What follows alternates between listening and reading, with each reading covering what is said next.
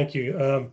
Yeah, so this is pretty new. We've been working on this a couple of years, but I think it's really just recently entered the mainstream. A big event in my life, I got to hear during the New York Mets broadcast. They mentioned it, so I got to hear Ron Darling utter those words. And so I have a presentation. It's a very abridged presentation. I'm going to try to keep it as non-technical as possible. But the main point of the presentation is just to generate questions that we can talk about after. So, and I have a lot more information about this out there. If you want to know more, please feel free to contact me directly. I'm going to share my screen here. And someone please holler at me if that's not working.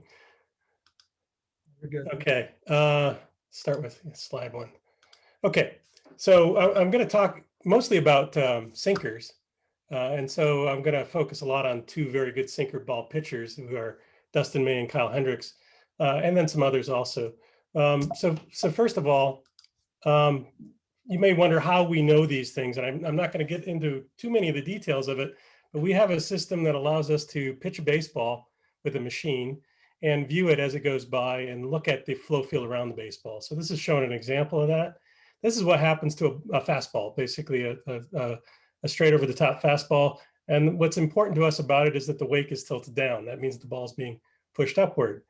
But what we've discovered that's new is that seams on a baseball can do the same thing. And this picture here is showing an example of that. Just as an aside, this is a baseball that was lent to me by a friend that has signatures of Sparky Anderson, Jack Morris, and Alan Trammell on it. One of the neat things about our system is that we don't have to damage the baseball in order to do stuff like this. So he trusted me to return his baseball in one piece, and I did. But the important thing about this picture is you see the seam right here has caused the wake to form early on that side, and that tilts it upward. That's pushing this baseball downward. So the one on the previous slide, this is being pushed upward. This one's being pushed downward. This one by seams, this one because the ball's spinning.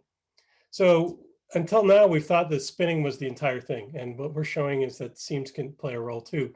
And it's an important role. It's not quite as important as spin, but it's definitely significant. So you have been seeing these pitches for your whole life. This is the disco ball changeup.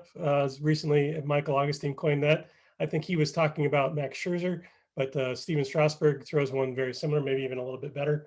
And you see that pitch has this seam that is kind of hanging out in one location, and that's generating the downward force in that pitch. There's sinkers. We're finding that this is, well, in fact, about 90% of sinkers have significant seam effects going on. This is Blake Treinen's sinker. And then the one that really got me going about last spring was Jared Hughes. He piped in and pointed out to me that his sinker has this action, and we spent a lot of time working together. And I'll show more of his stuff a little bit later on. So there's some new information that's come to light, and that's coming from the fact that MLB this year implemented, in the 2020 season, they implemented a new measurement system called Hawkeye. And it's fundamentally different than the previous system. It is camera-based, and one of the things that the cameras do is observe the ball as it leaves the pitcher's hand. It takes about 30 pictures of the baseball on its trip to home plate. And from that, they can see the axis that the ball is actually spinning on. And that's new. So I need to explain a couple terms here. This is the technical part, but I'm going to talk about two things, two different ways to measure how the ball moves. One is called inferred axis, and one's called observed axis. So inferred axis is, if you went to Brooks Baseball or any of the other sites that show pitching data for the last few years, what you were looking at was inferred axis, and it's a measure of the way the ball spins based on how it moved. And it assumes that spin is the only thing that's making the ball move. So since Hawkeye actually sees the ball and can see how it's actually spinning, we have a second measure of the axis that the ball's on. And by axis, I'm talking about this green line here for this pitcher, the rod through the ball that's going to spin around. So now we can say, hey, if these two don't meet, if these two measurements don't agree, then we know something other than spin is making the ball move. That's basically it. So I'm going to show you a couple plots like this. what Hawkeye tells us is on this axis, what the old measurement of inferred axis is down here. So this observed axis is what you would get from Rapsodo, Yacker, or Hawkeye. And the inferred axis is what TrackMan gives us. And you can compute the inferred axis from Hawkeye data also, so we still have it. Right-handers are going to have big angles, so right-handers are going to have fastballs that are spinning over here, and left-handers are the opposite. This line through the middle of the plot is when those two measurements agree, which is boring. That's what I don't want to talk about. I want to talk about the cases where they don't agree. So here's a boring pitch. This is Trevor Bauer's four-seam fastball. And you may say to yourself, well, that's not a boring pitch. It works pretty well. And that's true. I'm not implying that not being on the line means you have a bad pitch. It just means that it's moving the way we've always expected baseballs to move based on how they spin. So this inferred axis works fine for pitches like that. But now here's Kyle Hendricks' sinker. And you see that the blob is not on the line anymore. It's basically, it's moving like he has a lower arm slot than he does. And that's one of the advantages of it is the batter sees this high arm slot, but he's going to experience a ball that moves in on him more than that. Guys like, this is Jared Hughes, his given name is William.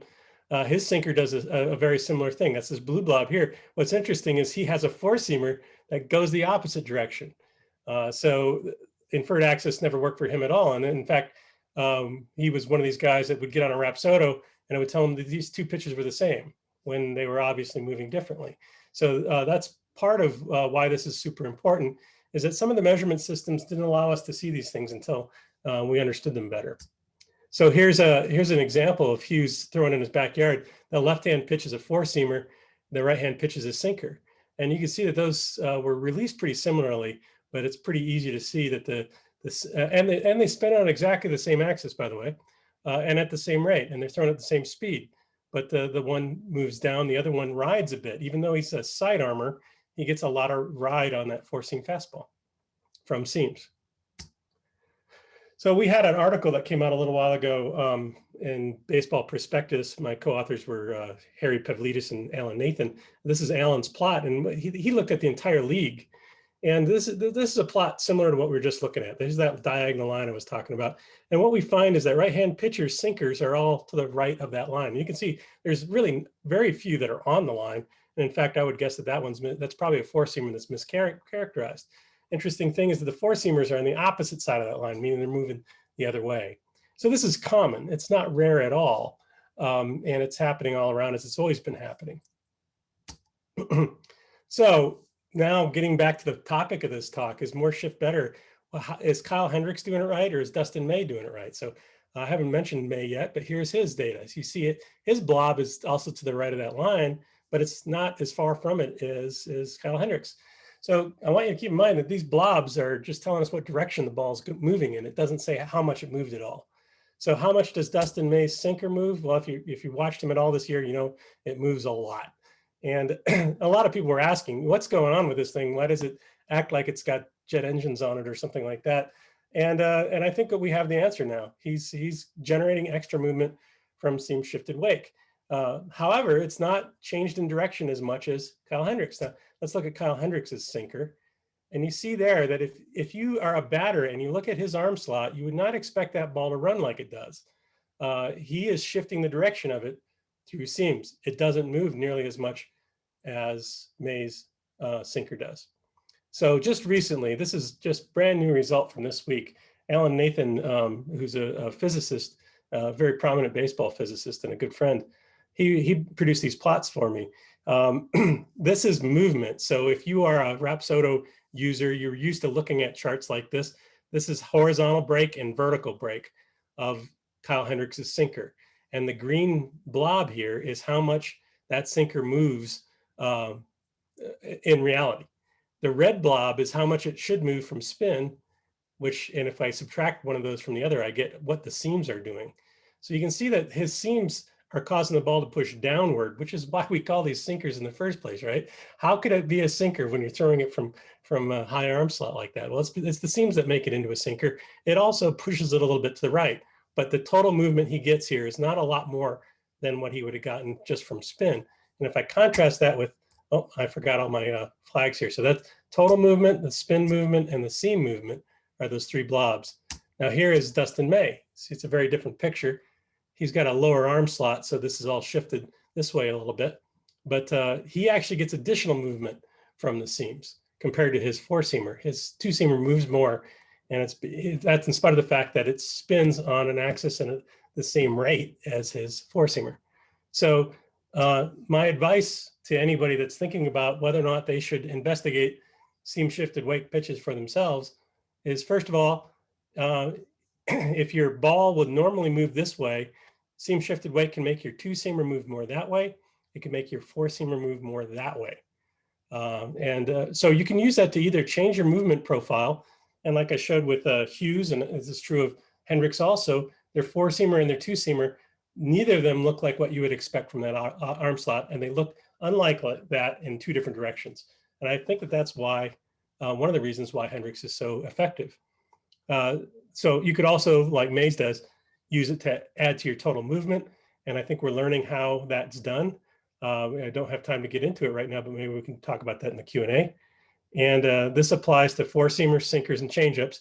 And we're just starting to look at sliders. Sliders are, I think, going to be very, very interesting, also very hard to understand.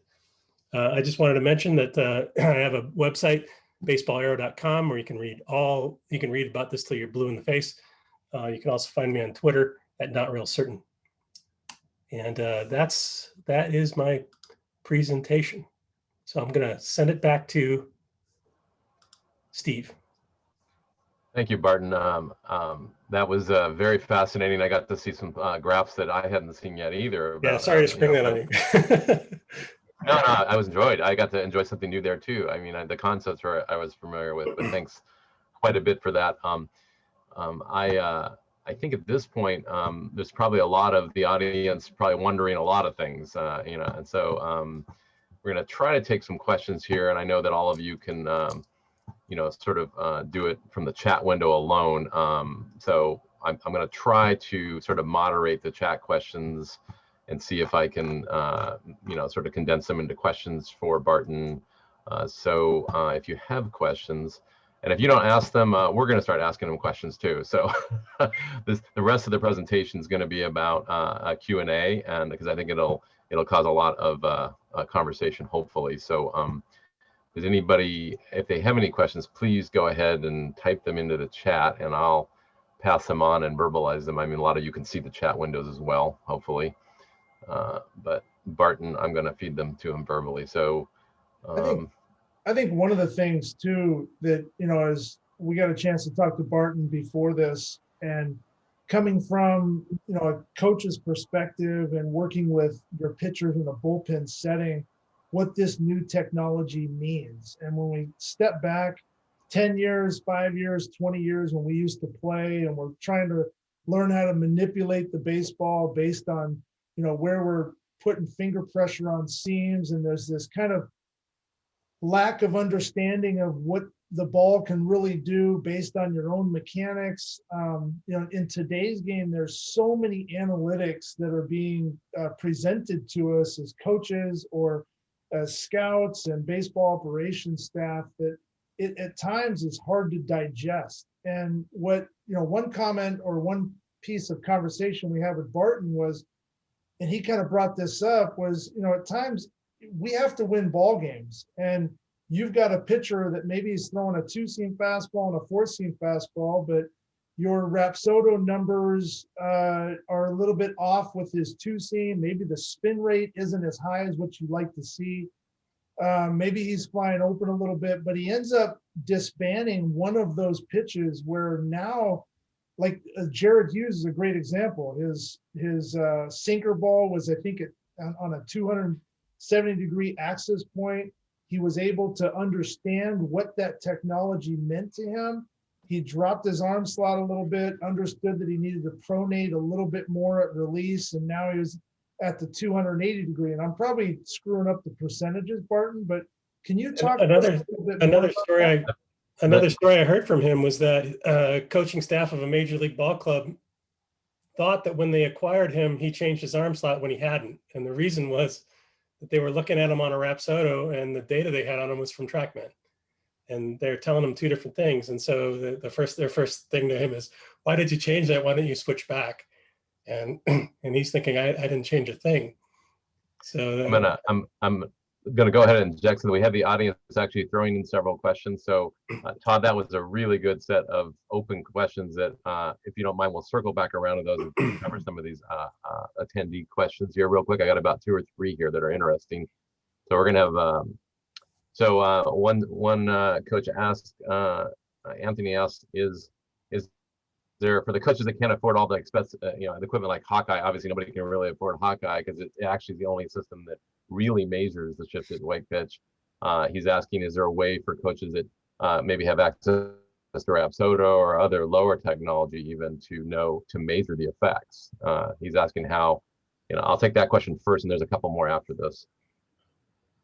Well, one thing I would say is, if you are lucky enough to have access to a Rapsodo and a TrackMan, when you see differences between the two and their axis, that means you have a seam shifted wake pitch, in my opinion. Some people aren't quite ready to make that conclusion yet, possibly because I have a huge confirmation bias. I am willing to do that. So if you have both, look for differences. That would be number one. I believe that these technologies are all going to start diagnosing this soon. I would guess within a year. So another thing to look for, well, what I always tell people is to watch your catcher. If you wander into a seam shifted wake pitch by accident, you don't normally do it, but you do it once, you're going to see your catcher get thumbed. and I see examples of that over and over again. The ball moves in a way that you don't expect, and that's your best. If that's your cheapest diagnostic system, I think. Can you? And I think I learned a little too to add on to that, is that you showed me some videos that were just captured on a cell phone where you can see where the pitch lands in the strike zone. If you're using a system like Rapsodo, you see that there's a visible difference in the location. That's an indicator too, right? I mean, it's an obvious way to see it. That was the very start of my whole journey. Was Eric Jaggers sent me a Rapsodo result along with an Edger video that didn't agree, and he said, "What do you think's going on here?" That was right Novembers ago, and now here we are. Todd, you had a comment on that, Todd. Yeah, I was, I mean, I'm trying to keep things coming from the coach's perspective and the audience that's here, and you're working with pitchers. And obviously there's, like we brought up already, there's some teams and schools that have amazing technology, and then there's others that don't. So, thinking about this technology, and again, it's really bringing a lot more light into manipulating the ball and working with your pitchers. When you've got, a high school program that is using 3 or 4 baseballs in a game, a JC, Division II, whatever it may be. A lot of times, I know when I used to pitch, you get a nice cut on a baseball, and because of the way I grew up with my dad playing and watching all these greats, teach me how to manipulate based on the scuff marks. How does that theory kind of come into play too when you're using different ball sets? In that shifted seam wake illustration moving forward? It's a really great question and a really important question, and I don't have a very satisfying answer to it. One thing that we don't know right yet is how much the condition of the leather matters. All our tests are done on pristine MLB baseballs.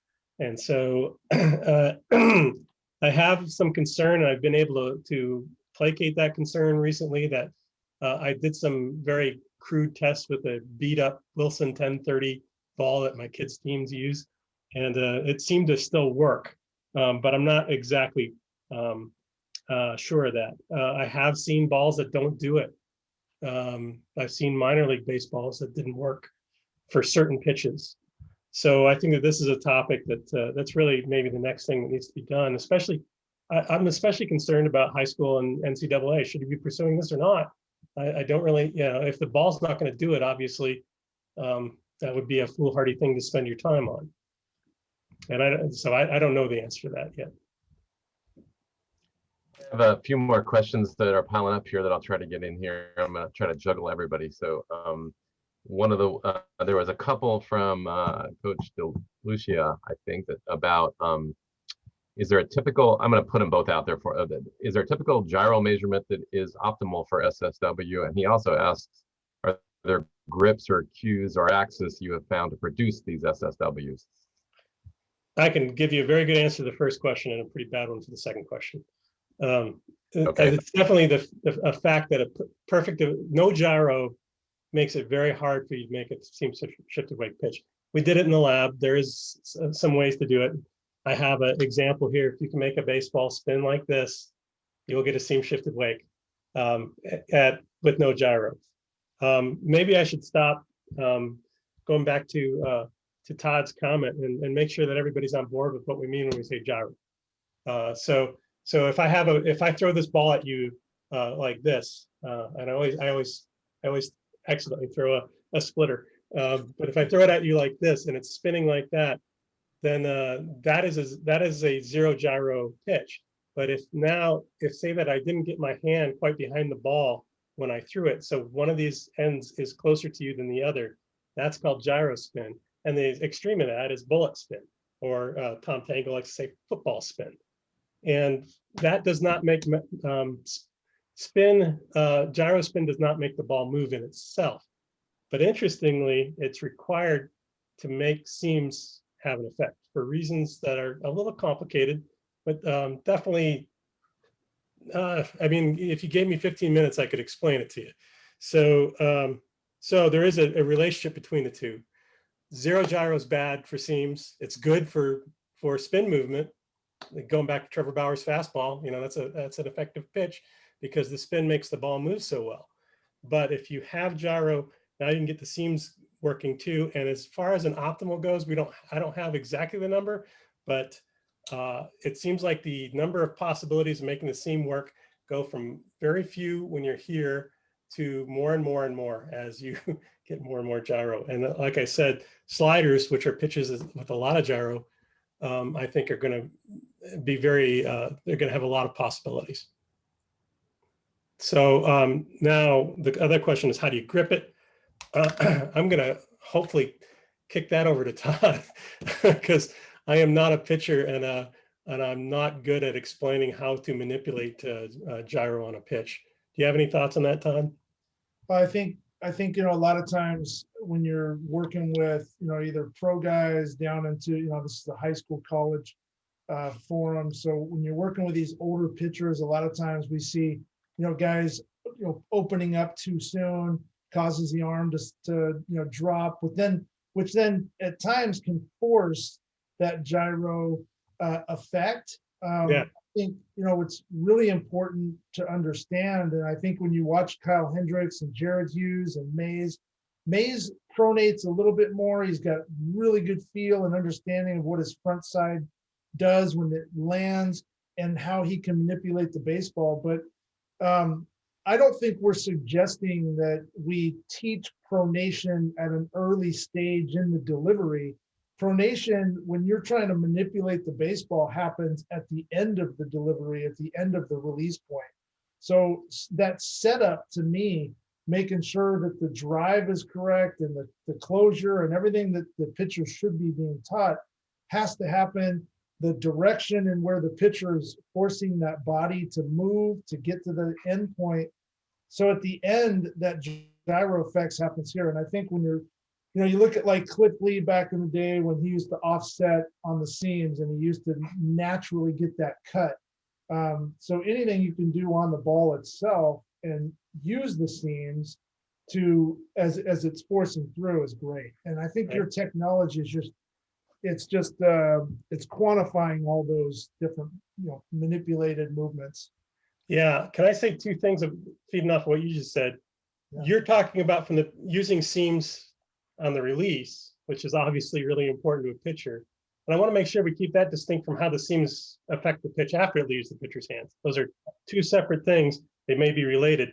One other thing I'd say, and I see I have an arm stress question coming up here, and I think Steve was just about to. Yeah, I was good. But I can get into that a little bit, and I think this fits into what Todd was just saying.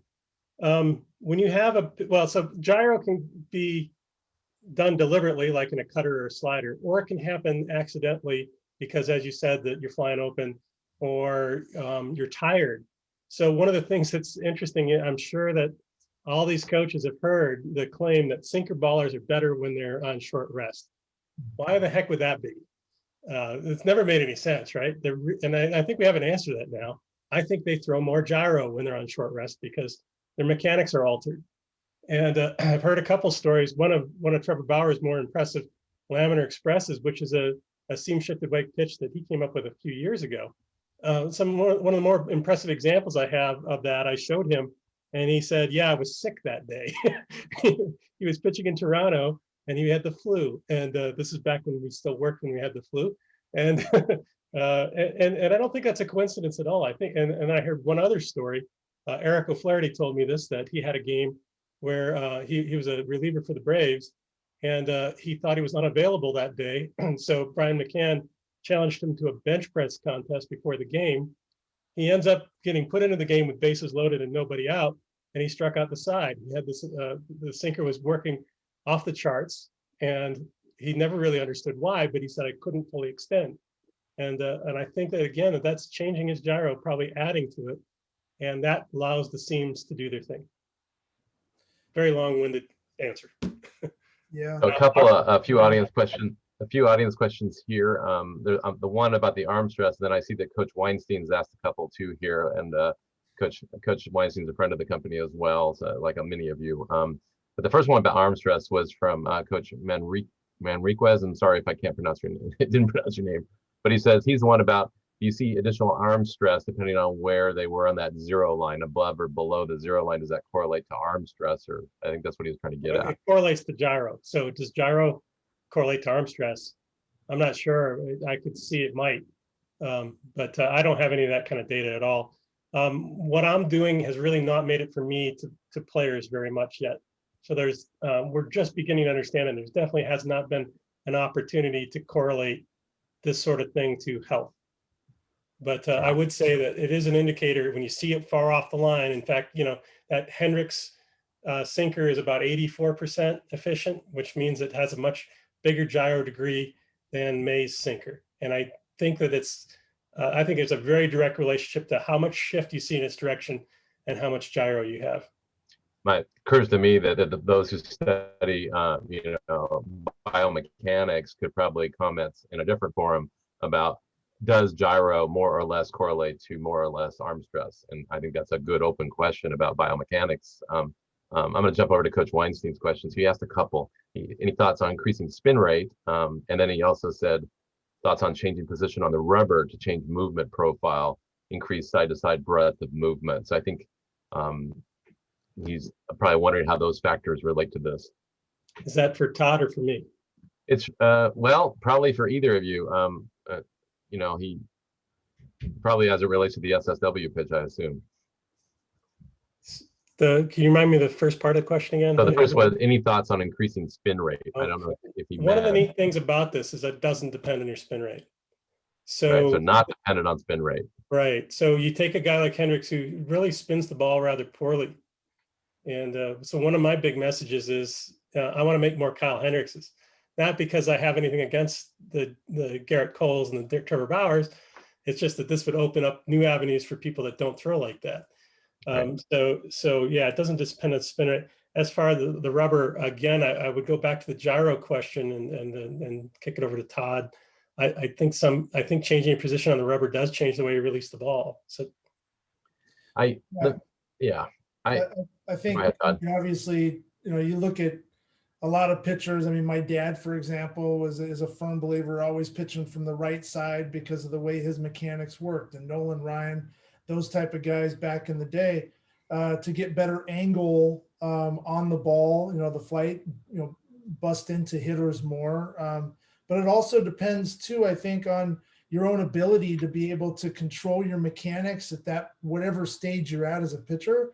So if you're a guy that's been taught to fly open, to try to manipulate because you're not a 94 plus guy and you've lived in sinker town, your entire career and that's how you've gone up, then maybe pitching from the first base side is a little bit better because you're going to be able to manipulate and cover more plane and more distance through that pathway to the hit zone. So I think what this does is it opens up opportunity for pitching coaches across everywhere to take a step back off the velocity spin rate machine and say, hey, you know what? I got a kid that's throwing 88, 89 right now. I know we've been trying to increase the spin rate. We've been trying to increase the velocity, but maybe if I can get him to drive a little bit more, he's got natural movement anyways. Let's start thinking about this shifted seam wake theory and try to get a little bit more manipulation on the ball, because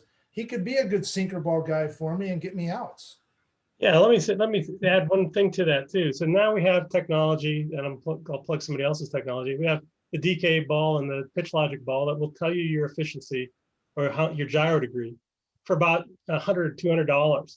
So everybody can really afford this.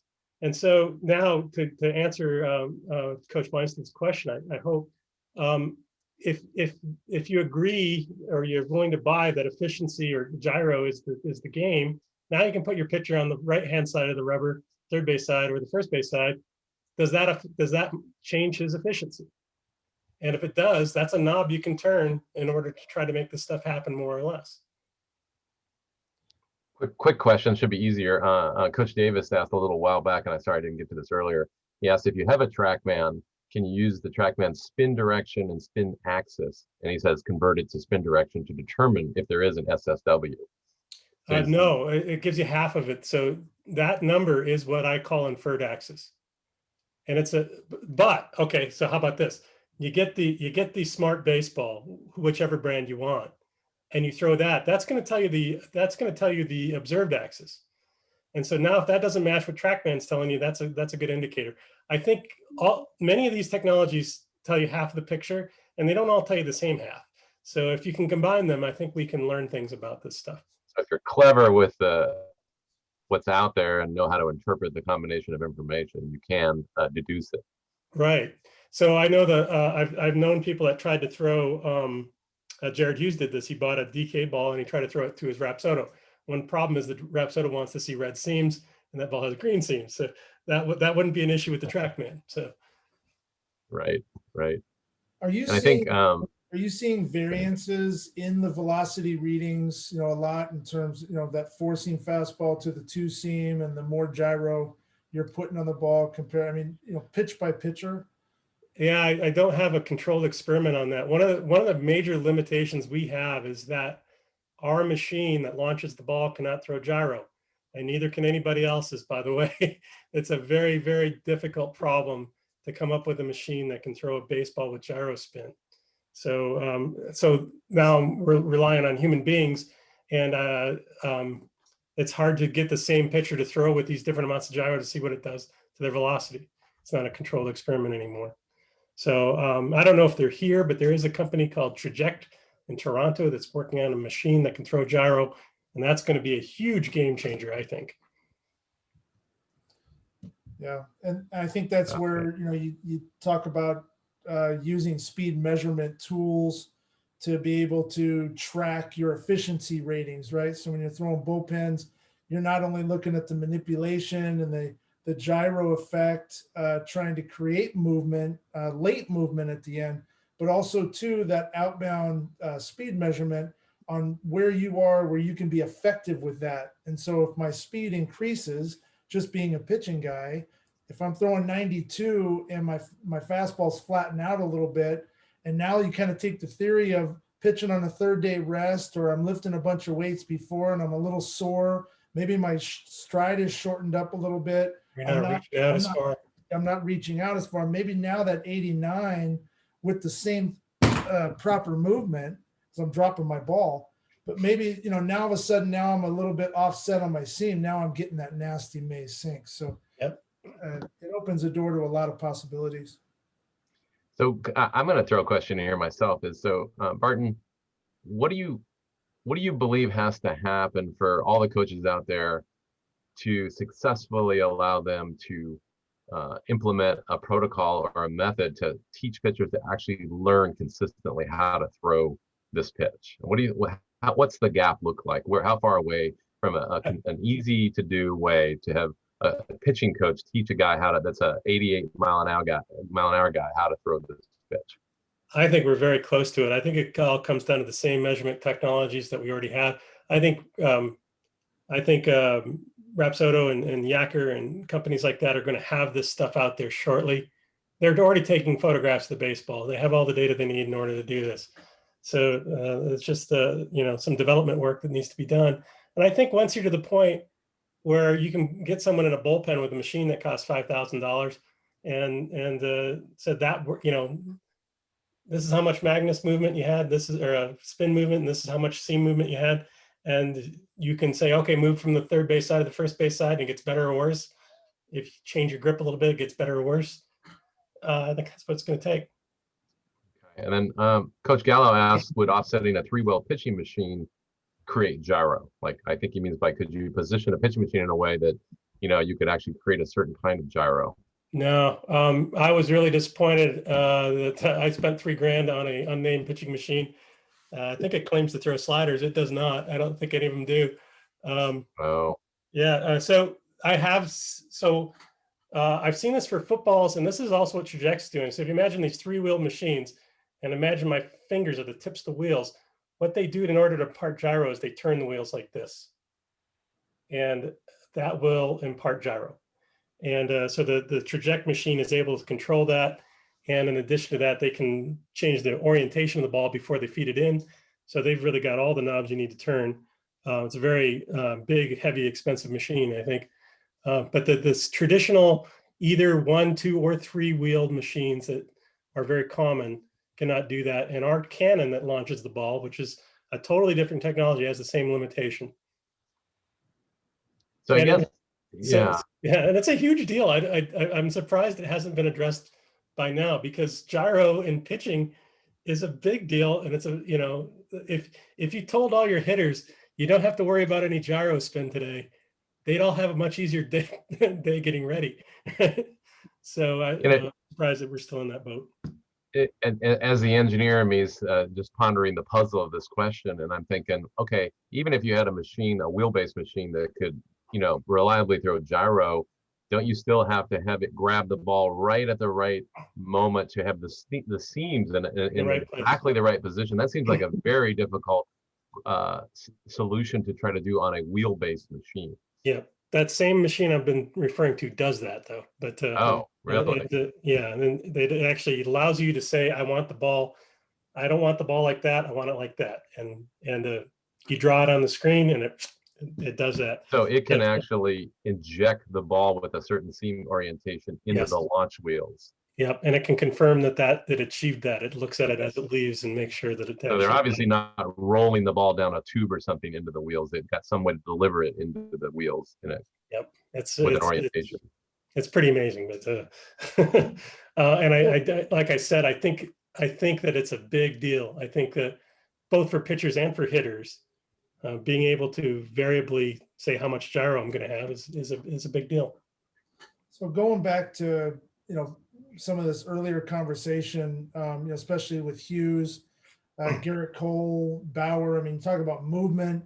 How much does this affect your changeup? You mentioned knuckleball in a conversation before. Have you been able to test, kind of the knuckleball theory as well? Yeah, we test that a lot. That's both because it's easy and it's a lot of fun. The cannon that we have from Washington State University throws knuckleballs by default. We have to work to make it spin the ball. So we've looked at that a lot. And my claim has been that knuckleballs are just the same thing as these seam shifted weight pitches I'm talking about. Seam shifted weight pitches are knuckleballs on a spinning ball, is the way we say that. So you had a point before you got knuckleballs, and I forget what it was, Todd. Could you repeat that? Yeah, more change-ups. So when you look at other pitches change compared to 3-finger straight change. Sure. So what it all comes down to, I'm an engineer and I look at data. I'm not a biomechanics guy. I don't work with pitchers too much. So to me, a changeup that's spinning like that is a 2-seamer, and it behaves just like a 2-seam fastball. It's slower. It might be on a different axis, but the effect of the seams is exactly the same as it is on a sinker. So when you look at all the data that we have on the major leagues this year, changeups and sinkers look almost the same. The effect of the seams is almost identical. 4-seamers is different. There's not much effect that I've heard of on curveballs. I've seen a little bit of information coming out on that, and I think it's going to be rare.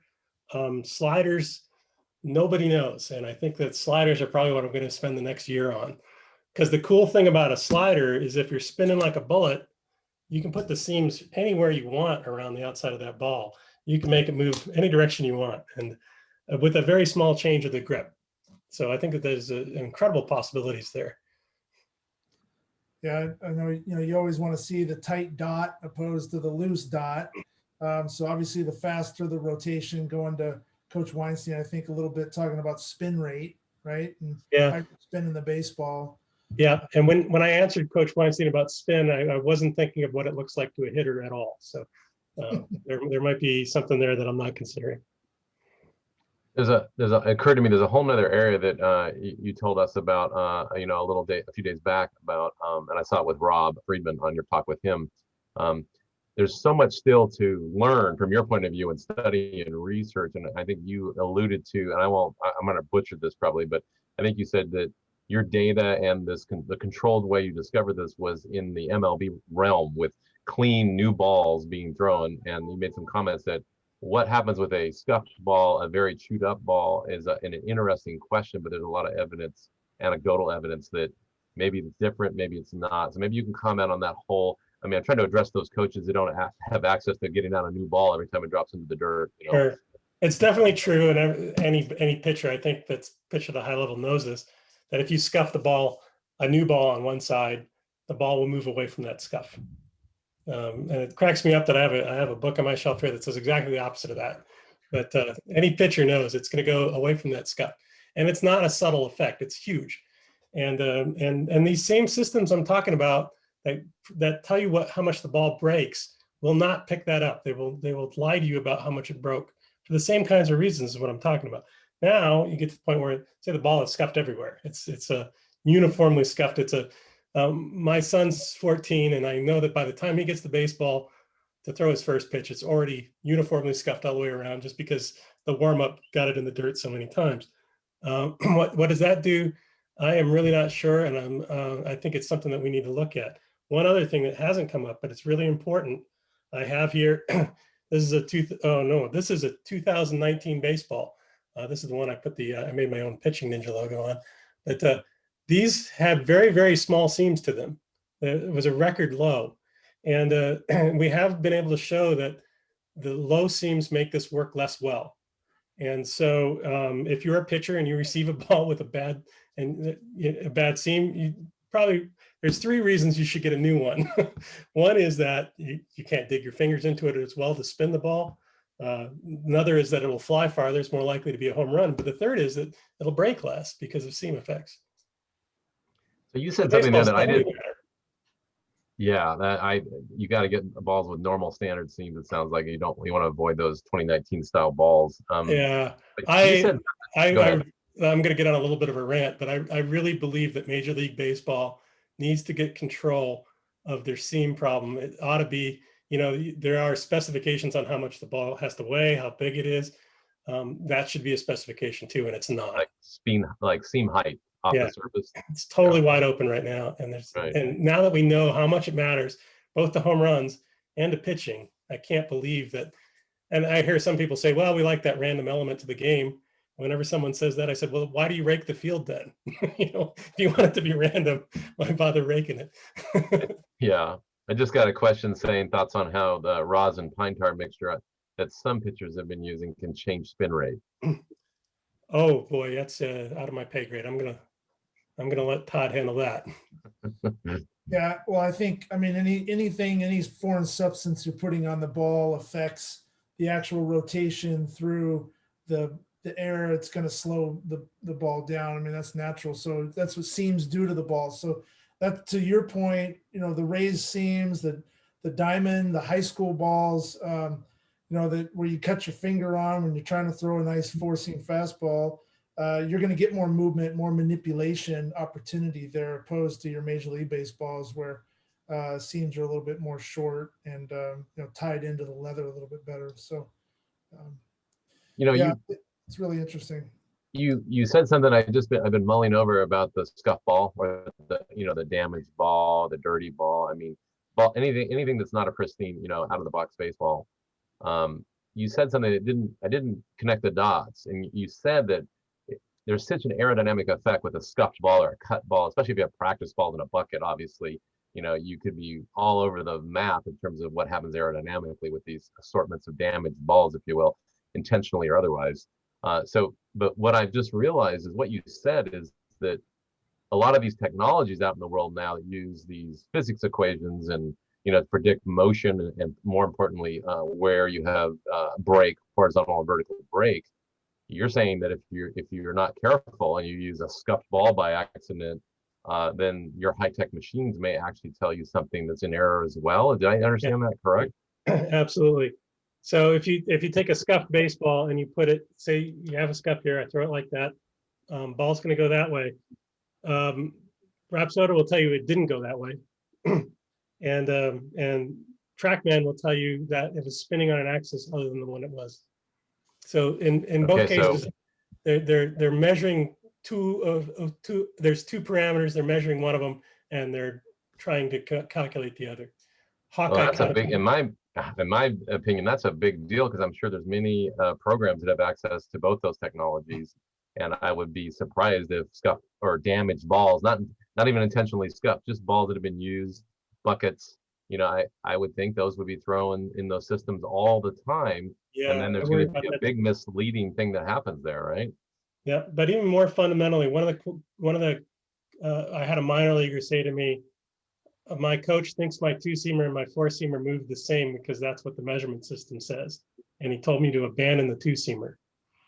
And that sort of thing, I think, is a problem. And so now that we know that this happened, and like I said, I just want to get my disclaimer in there that I love Rapsoda, I love TrackMan. These are fantastic systems.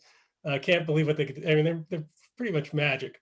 But now we have new information, and we'll need to those will need to be updated a little bit. And with all the sports tech companies, including ourselves, I think when you're a tech company like those and ours, this is great. This is great information, because then you can make sure that your technology evolves with the know-how and the knowledge of the physics, right, and all of it. And how to so with any technology, you have to know its limitations and to take those into account when you interpret the data. Right. I had Coach Weinstein asked another interesting question, which I'm sure would be enlightening for a lot of people. He just says, can you expand a little bit on the details of how a scuff ball actually, causes an effect on the air pressure on the sides of the ball, and why does it move from the scuff? Sort of the basics on why does a scuff ball move on the side of the scuff? Sure. What happens there? I'd love to. It's the same thing that happens with the seams. So if I have this baseball and say that, say I am throwing it, say you're looking at it from above, so it's spinning like this, okay, and I have a big scuff right here. Normally what happens as the air flows over the ball, it comes around the ball, and like I showed you, it maybe deflects the wake down like this. I'm sorry, I'm looking at it from above, so it's even. It's the same on both sides. What happens with this scuff is it causes the wake to form really early on that side. So instead of the air moving like this off the ball, it moves like that. This side's still doing the same thing it normally does, and now your wake is tilted, and that's what it does. So the physicists, guys like me, predicted that. You'll hear people talk like this a lot. Scuff's going to make the ball, the flow here turbulent. It's going to stick longer, and it's going to go that way. Well, it turns out that that's a nice theory. It's not right. But it doesn't work that way. Yeah. So we have pictures, and if anybody wants to, Coach Weinstein, email me or get in touch with me, and I'll send you my pictures of what flow over a scuffed baseball looks like. And it's pretty dramatic. And it doesn't take much of a scuff to do it either. So. A funny aside, the first game of the year, my son was the first pitcher out of the gate, and he yanked the first ball straight into the dirt. And I posted it on Twitter, and somebody said, that's a good idea, scuffing that ball right off the bat. Well, I had a comment from Coach Washington, who's a high school coach, and he says, every ball is scuffed. Yeah, it is in high school, that's for sure. Yeah. And then Coach Chadwood asked, how much does heat and humidity affect this process? It's really the same as spin. So heat and humidity both make density of the air lower, which lessens these effects. It's very counterintuitive. Most people think humidity will make density higher, but it makes it lower. So in Denver, in Coors Stadium, these effects are going to be very reduced. Right, just the same as they are for your spin. Though curveballs also suck at course. Right. I live at 4,200 feet, so I've only ever seen curveballs thrown in Right. crappy air. Right. So I guess there's not there should be a baseball diamond in Death Valley then, huh? We got some pretty radical Yeah, band boy, if we survive the heat. that would be fun to try. Yeah, Very I cool. think just recapping, and especially maybe for those that joined a little bit later, really this technology is amazing, and what you're doing. I know it's going to spill into the MLB side over the next year, especially with Hawkeye being introduced. It's how that tailors into the collegiate level and down into the high school level as technology tools are more advanced. I think though too, this tells us that we need to also take a step back as a coach and understand the technology we're using today, where we're using it, the humidity effect, the ball effect, how the seams are shifted, and really what that wake behind the baseball looks like when you're throwing it. The mechanics come into play. I've had a number of conversations with scouting directors over the last several days around this conversation right here in technology in the game, and how a lot of organizations are going to kind of circle back a little bit more and look towards the subjective side of baseball, to where you're really going out and identifying the mechanics. So these pitchers that spin rates and velocity readings and everything else are saying you're not average enough to keep a hold of that two-seam fastball. On the subjective side, maybe there's something that we can do as pitching coaches to help that pitcher get a little bit more movement. Now all of a sudden that's our best pitch in our bag. Yeah, So I really love think this so, conversation.